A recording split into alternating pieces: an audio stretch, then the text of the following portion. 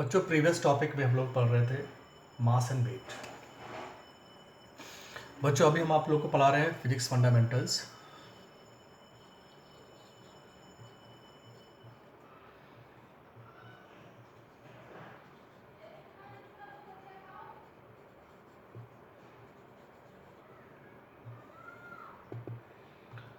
ठीक है, या फाउंडेशन क्लास कह सकते हैं इसको।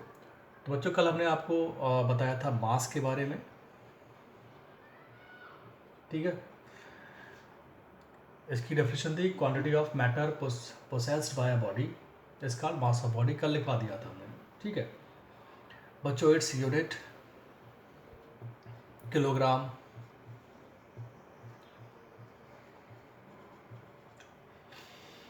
राइट।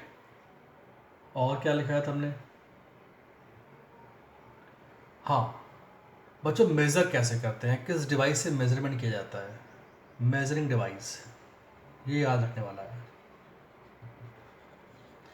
Measuring device. तो बच्चों इसकी मेजरिंग डिवाइस होती है बीम बैलेंस। इस बीम बैलेंस की बारे में इसके बारे में हम लोग क्लास 11th में सेकंड चैप्टर में डायमेंशन एंड यूनिट में पढ़ेंगे बीम बैलेंस। ठीक है, और ये कभी भी जीरो नहीं हो सकता, नेवर जीरो। ठीक है बच्चों, वेट जीरो हो सकता है लेकिन मास जीरो कभी नहीं हो सकता। राइट नाउ, इसके बाद हम लोगों ने पढ़ा था वेट। हम रिवाइज इसलिए कर रहे हैं ताकि और बच्चे जो ऐड हो रहे हैं उनको हो जाने दो। वेट बच्चों, वेट क्या होता है? Weight is a force with which a body is attracted towards the centre of earth. यानी कि इसी मास को हमारी अर्थ एक फोर्स लगा करके अपनी तरफ अट्रैक्ट करती है। तो इसको हम बोल देते हैं फोर्स, या हम बोल देते हैं weight. Symbol of weight is W, symbol of mass is M। ये ध्यान रखिएगा, ये कल हमने बता दिया था आपको। ठीक है, and unit of mass Newton.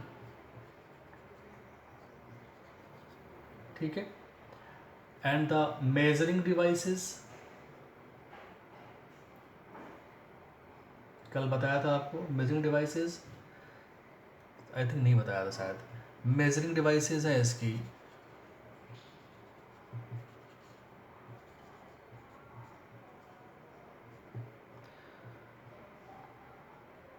Spring balance.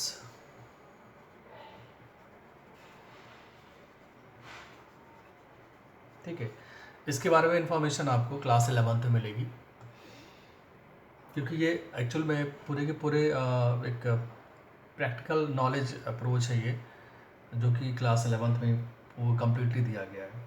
यहाँ तक कैलोस बताया गया है इसके बारे में। एंड फॉर्मूला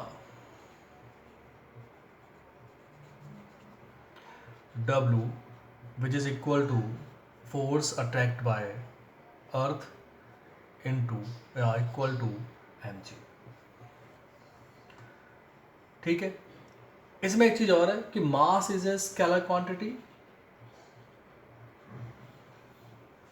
जबकि वेट जो है वो वेक्टर क्वांटिटी है। क्यों? क्योंकि वेट या फोर्स इसमें डायरेक्शन होती है, मास में कोई डायरेक्शन नहीं होती है। अच्छा, डायरेक्शन कैसे आई? आप इस मास को आप रख दीजिए, जब उस पर फोर्स लगेगा तो पूछा जाएगा फोर्स किधर लग रहा है, तो आप बोलेंगे टुवर्ड्स द अर्थ लग रहा है।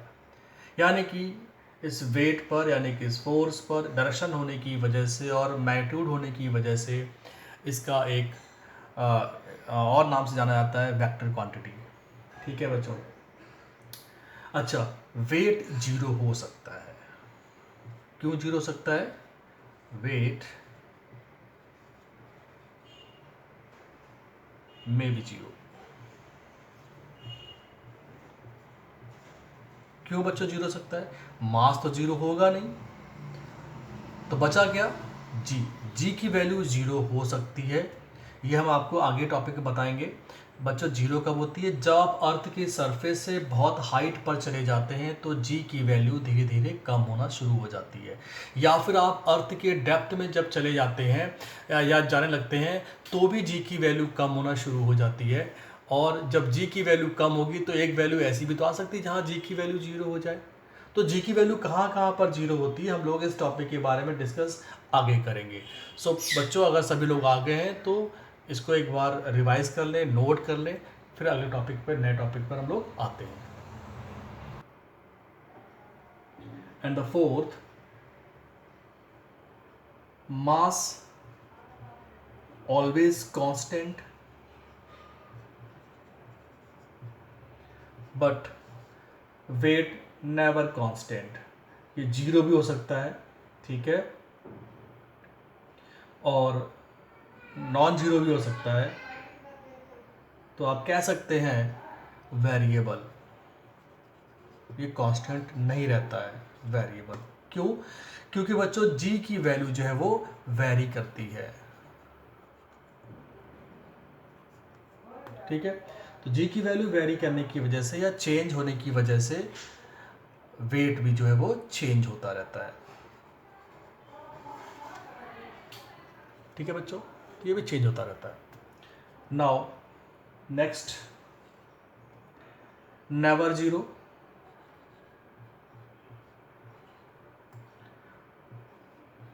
May be zero. क्या वेट जीरो हो सकता है, ठीक है। एंड द मेजरिंग डिवाइस,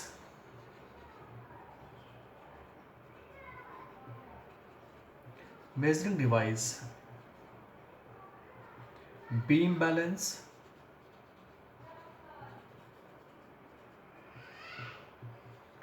और इसकी मेजरिंग डिवाइस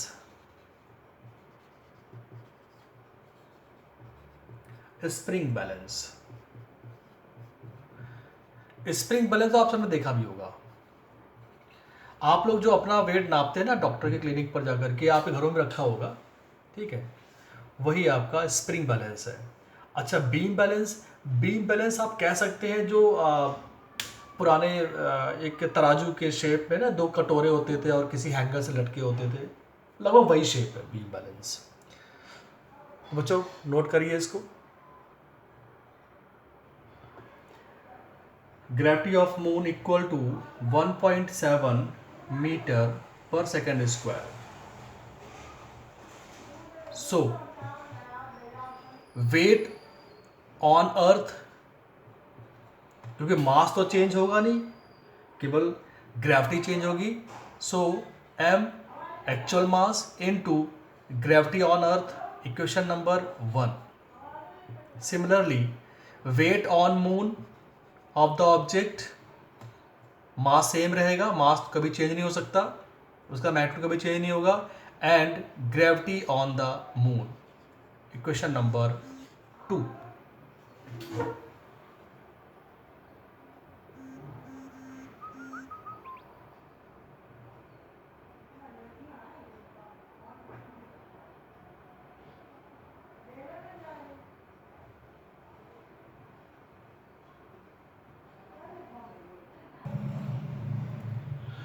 तो ठीक है बच्चों, हमने बताया आपको weight on the earth and weight on the moon of the body.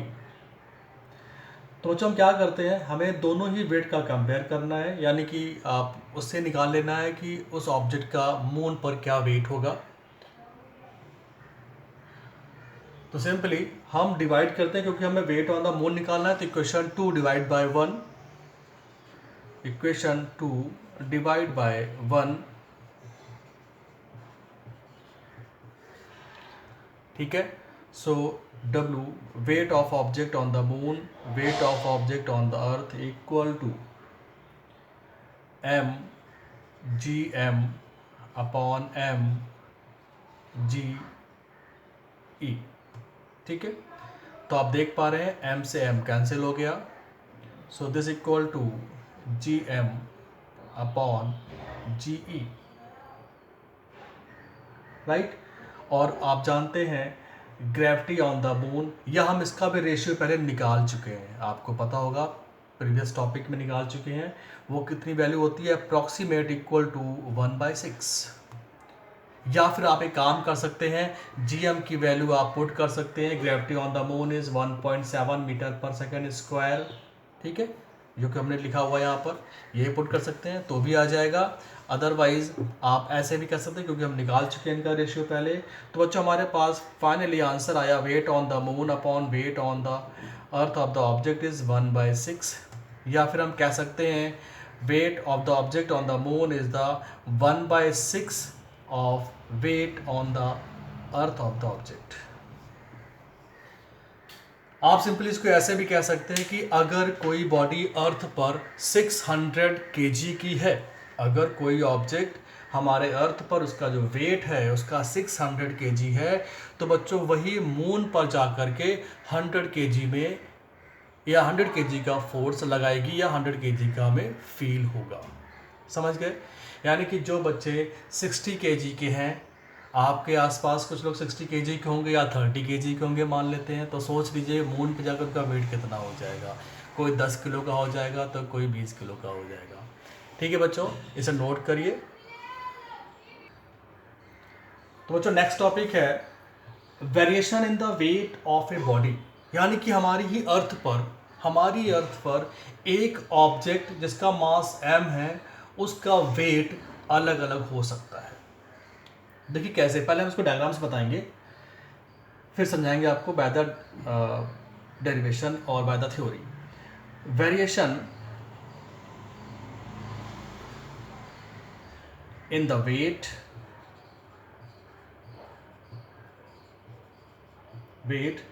Of a body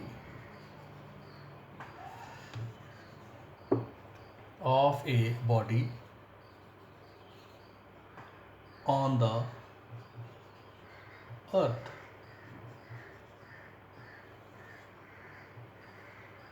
ठीक है बच्चों, क्योंकि आप लोग अभी इससे पहले फॉर्मूला पढ़ा हुआ है ग्रेविटी निकालने का। क्या होता है बच्चों, G=gm/r²। बात क्लियर हुई? ठीक है। और हमने वेट का फॉर्मूला पढ़ रखा है W=mg। मतलब mg में अगर g में चेंज होगा तो वेट में चेंज होगा। अगर g कम होगा तो वेट कम आएगा, g ज़्यादा होगा तो वेट ज़्यादा आएगा। वैसे g बढ़ता तो नहीं है, g घटता ही है, क्योंकि मैक्सिमम जो वेट होता है वो हमारी अर्थ की सरफेस पर ही होता है। ठीक है। अब आते हैं डायग्राम पर, फिर आते हैं थ्योरी पर। तो देखिए बच्चों, डायग्राम बनाते हैं। बच्चों ये हो गया अर्थ, जिसका रेडियस है capital R, radius of earth. ये बच्चों है सरफेस A, ये पॉइंट O, इसको मान लेते हैं B। ठीक है। तो हम अभी इसको थ्योरेटिकली समझाएंगे, क्योंकि डेरिवेशन आपकी क्लास 11th में है। तो देखिए बच्चों, जैसे जैसे हम ऊपर जाते हैं, है ना, तो मान लेते हैं पूरा इसका जो हाइट है वो R हो जाती है। तो आप देख रहे हैं कि R की वैल्यू मैक्सिमम होगी, है ना। पहला केस क्या है, अगर हम लेते हैं, अगर हम ऊपर जाते हैं मतलब R की वैल्यू इंक्रीज करेगी तो G की वैल्यू डिक्रीज करेगी। ठीक है। दूसरा, अगर R की वैल्यू रेडियस ऑफ अर्थ है, यानी कि on the surface of earth, on the surface of earth है, ठीक है, तो बच्चों G की वैल्यू में कोई चेंज नहीं होगा और एक्चुअल वैल्यू रहती है, तो वेट भी हमें एक्चुअल फील होता है। यानी कि हम सभी लोग का जो वेट है, हम लोग अर्थ की सरफेस पर रह रहे हैं, वो रियल वेट है। ठीक है। थर्ड केस, अगर आप अंदर जाते हैं, इस तरफ जाते हैं, तो बच्चों R की वैल्यू क्या होती है, लेसर होती है। यानी कि R की वैल्यू अगर आप कम करेंगे तो आपके दिमाग में आ रहा होगा बच्चों कि G की वैल्यू बढ़ेगी, क्योंकि R की वैल्यू कम होगी तो G की वैल्यू बढ़ेगी। नहीं बच्चों, तब भी G की वैल्यू लेसर क्यों होती है, आप इस बात को सोचिए, हम बताते हैं क्यों। मान लो बच्चों कि अंदर की तरफ जाते हैं तो बच्चों इस अर्थ का मास भी तो कम होता जाता है, यानी कि ये जो आपका मास है वो कम होता जाएगा। और जब मास कम होता जाएगा यानी कि मास डेंसिटी तो सेम ही रहती है, बट उसका जो मास है वो कम होता जाएगा, तो उसके थ्रू लगा गया फोर्स क्या होगा, वो भी कम होता जाएगा। तो इस चीज़ को समझाया गया क्लास 11th में कि कैसे बाय द डेरिवेशन कैसे कम होता है। ध्यान रखिएगा इस चीज़ को कि अगर अर्थ के अंदर भी जाते हैं तो भी आर की वैल्यू घटने पर भी जी की वैल्यू जो है वो डिक्रीज करती है। तो उस कंडीशन में भी बच्चों जी की वैल्यू जब डिक्रीज करेगी तो बच्चों जो वेट होगा वो भी क्या होगा, कम होगा। ठीक है, इस पहले वाले पॉइंट में क्या होगा, इस पहले वाले पॉइंट में भी वेट की वैल्यू क्या होगी बच्चों, कम होगी। ठीक है, तो पहले से नोट कर लें।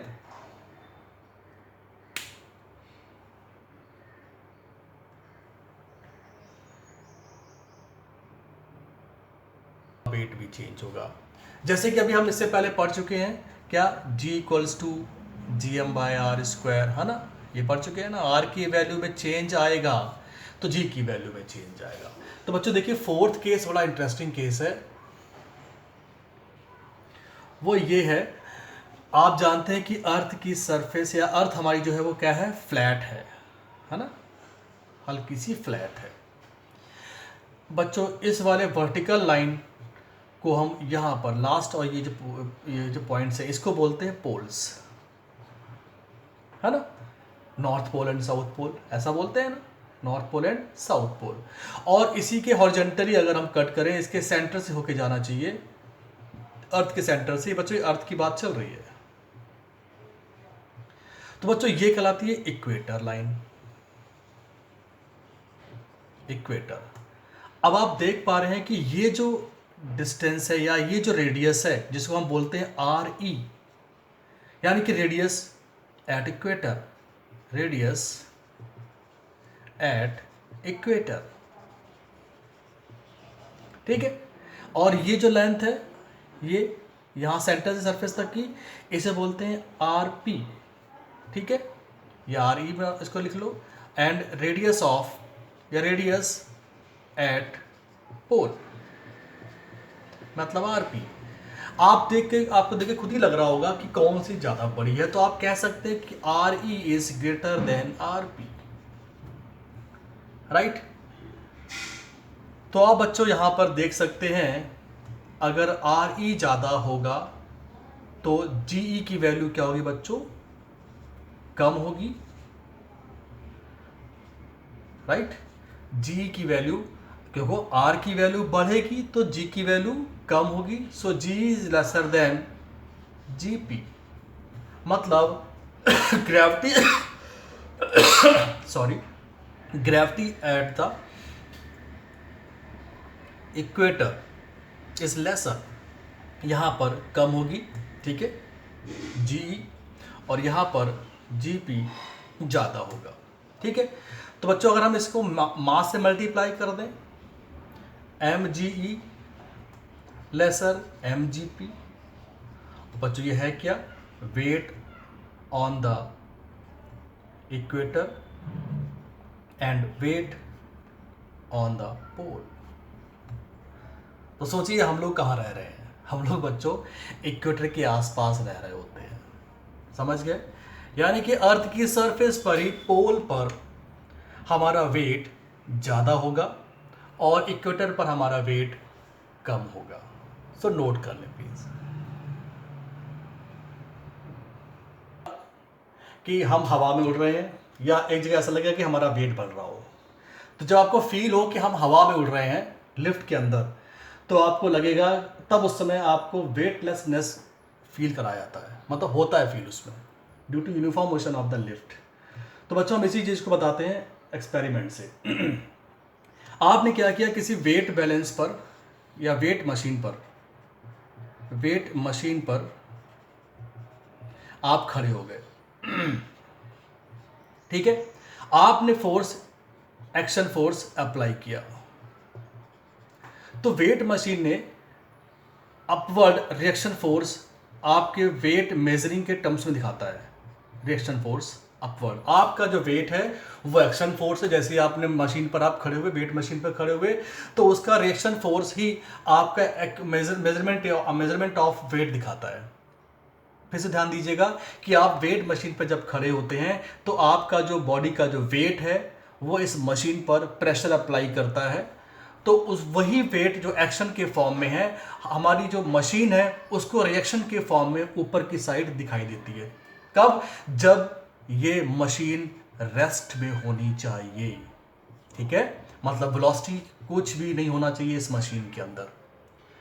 ये तो आपकी कंडीशन पहली हो गई। दूसरी कंडीशन, मान लीजिए अगर सेकंड केस में ये मशीन नीचे की तरफ जाने लगे, अगर ये मशीन नीचे की तरफ जाने लगे मतलब मोशन में आ जाए, तो बच्चों रिएक्शन नहीं दिखाता है, रिएक्शन जीरो हो जाएगा, बट केवल आपको एक्शन ही आप लगा पाएंगे, रिएक्शन दिखाएगा ही नहीं। और जब रिएक्शन नहीं दिखाएगा तो बच्चों आपको वेट जीरो फील होगा, मतलब उसकी सुई घूमेगी नहीं रिएक्शन में। भाई रिएक्शन में क्या होता है, उसकी सुई घूमती है ना, वो घूमेगी नहीं, यानी कि आपका वेट जीरो फील होगा या जीरो उस पर अपीयरिंग होगा। तो ऐसा करके देखिएगा, अगर वेट मशीन आप ले जा सको तो ले जाना और उस लिफ्ट में नीचे रखिएगा, जब लिफ्ट ऊपर से नीचे आ रही हो तब देखिएगा आपका वेट क्या होता है। इस बात को आप लोग समझ गए होंगे। ठीक है, मतलब reaction force due to the motion of the body downward, या कह सकते हैं towards centre of earth, centre of earth, मतलब अगर उस मशीन का मोशन फ्री फॉल अर्थ के सेंटर की तरफ हो जाए, फ्री फॉल हो जाए, तो बच्चों जी की वैल्यू जीरो हो जाती है। ठीक है, जो भी ऑब्जेक्ट अर्थ की सरफेस की तरफ अगर फॉल हो रही हो, गिर रही हो, तो उसकी जी की वैल्यू जीरो हो जाने से आपको अपना वेटलेसनेस फील होता है। यही रीज़न है कि सैटेलाइट में जो एस्ट्रोनॉट्स होते हैं वो अपने आप को और या उनका वो अपने आप को वेटलेसनेस फील करते हैं और इसीलिए वो हवा में तैरते रहते हैं। तो आपको ये बात समझ में आ गई होगी। ठीक है, तो बच्चों आज का टॉपिक यहीं पर हम ख़त्म करते हैं, और जाइए कभी, फिलहाल अभी तो लॉकडाउन चल रहा है, सांगली घूम के ज़रूर आइएगा, और ये जो हमारा एक्सपेरिमेंट था वहाँ करके आइएगा। या अगर आप वेट मशीन नहीं ले आ सकते तो स्प्रिंग मशीन तो ले आ सकते हो ना, वहाँ पर एक छोटी सी स्प्रिंग मशीन आती है, एक हाथ में आ जाएगी वो तो, और उसमें अपने मोबाइल को हैंग कर दीजिएगा और लिफ्ट के अंदर जब नीचे जा रहे हो तो देखिएगा उस मशीन में क्या वेट दिखाता है। तो ठीक है बच्चों, हैव अ नाइस डे। आज का टॉपिक यही कंप्लीट होता है, और आज के टॉपिक पर जो हमने असाइनमेंट दिया हुआ है कल वाला, इसको सॉल्व करिएगा और हम इवनिंग में इसका आंसर भेज देंगे। या अगर आपको कोई दिक्कत हो रही है सॉल्यूशन में तो आप बता दीजिएगा मैसेज करके, हम उसका सॉल्यूशन भी भेज देंगे सॉल्व करके। ठीक है बच्चों, हैव अ गुड डे।